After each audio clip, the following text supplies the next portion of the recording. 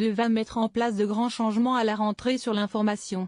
Nouveau présentateur aux 20h, nouvelle tranche info le dimanche. On s'intéresse aujourd'hui à l'information sur France 2. La chaîne repense son offre cette rentrée et prend des paris risqués. Quels sont-ils? Ils sont nombreux. On peut parler d'une petite révolution. À tout seigneur, tout honneur. Commençons par le 20h en semaine. Anne-Sophie Lapix a été choisie pour présenter cette grande messe. Elle présentera son premier JT sur France 2 le 4 septembre. C'est un changement radical aussi pour la présentatrice de C'est à vous sur France 5. Un retour aux sources plutôt il y a 4 ans, lorsqu'elle succède à Alessandra Sublet aux commandes de C'est à vous. Elle se présente ainsi lors de la première. J'ai présenté plus de 6000 journaux sur le site, créé le 12.50 sur M6, dirigé des émissions de référence telles que 7 à 8, présenté le 20h de TF1 à l'époque où il faisait 45% d'audience.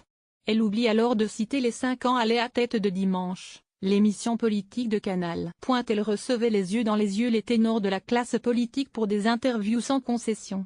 Elle a d'ailleurs remporté le prix Philippe Caloni du meilleur intervieweur en 2012. France 2 a donc recruté une pro. En quoi ce pari est-il risqué? C'est la bonne personne, évidemment. Mais est-ce le bon moment? Anne-Sophie Lapix remplace un David Pujada évincé contre son gré, après 16 ans de bons et loyaux services. Et un bilan exceptionnel. Je sens que vous allez nous donner quelques chiffres. Cette saison, 4,8 millions de téléspectateurs en moyenne l'ont regardé chaque soir. Son 20h affiche la meilleure part d'audience depuis 8 ans. En 2013, 17,9%. L'année suivante, 19,8% puis 20,4% et 20,6% cette année. Une progression constante et carrément exceptionnelle alors que face à lui, les audiences du JT de TF1 s'érodent. On peut voir le verre à moitié plein. C'est le parti pris de Delphine Ornotte. Profiter des excellentes audiences pour imposer une femme au 20h. On sait la patronne de France Télé hostile à l'omniprésence des hommes blancs de plus de 50 ans. Ou à moitié vide. Le limogeage de David Pujada apparaît comme profondément injuste vu ses résultats. Lui succéder peut avoir des allures de cadeau empoisonné. Lors de la conférence de presse de France Télévisions donnée début juillet, Anne-Sophie Lapix s'est contentée d'une pirouette. Je ne peux rien vous dire sinon qu'il y aura un nouveau décor et que je fais partie de ce décor. La pression est au maximum pour cette bosseuse invétérée qui travaille déjà d'arrache-pied pour réussir sa mission. Quels sont les autres challenges pour l'info de France 2? Après le 20h de la semaine, place à celui du Vécan. Rien que cela.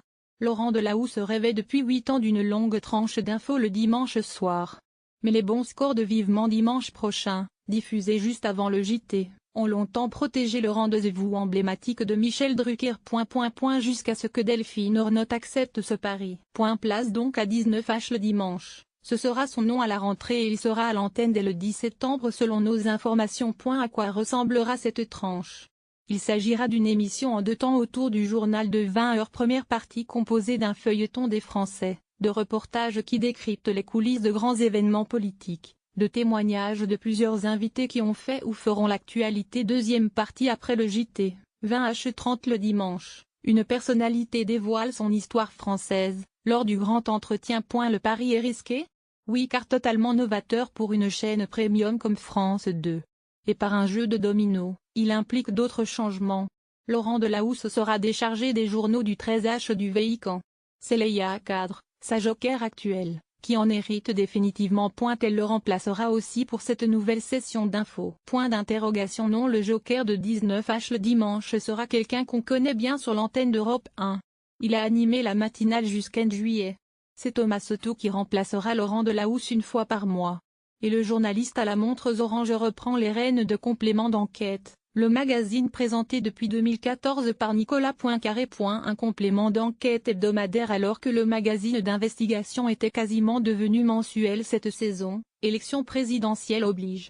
Et un complément d'enquête diffusé 1 heure plus tôt puisqu'Envoyé spécial revient à une formule de 2 heures et non plus 3 heures comme cette saison. La chance sourit aux audacieux, dit le proverbe. On l'espère pour France 2.